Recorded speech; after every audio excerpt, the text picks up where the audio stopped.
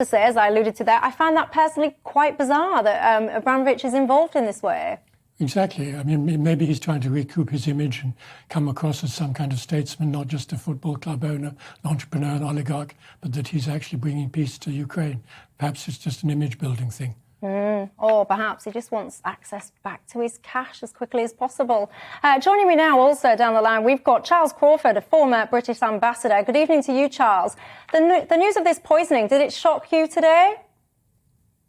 Well, I think I've gone well beyond the point where anything shocks me in this current situation. But I think part of the point of, if I can call it, Russian/Soviet negotiating technique is to try to work out what would shock the other side and then do it precisely because you're not expecting it. So I think when you're looking at these negotiations going on, it's very, as Jonathan said, it's very hard to follow what exactly is happening because we don't know who is authorized on behalf of whom to say what.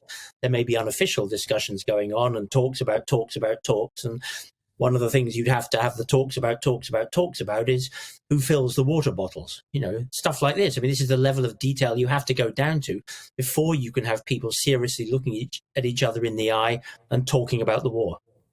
Yeah, and Jonathan Steele, I mean, further peace talks, this is going to be ongoing, I suspect, for a period of time. But I found it quite interesting.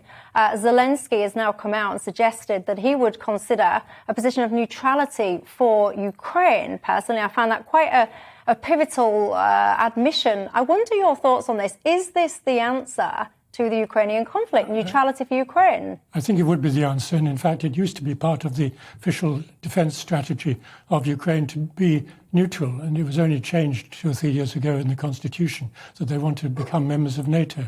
So it's quite acceptable that they should be neutral.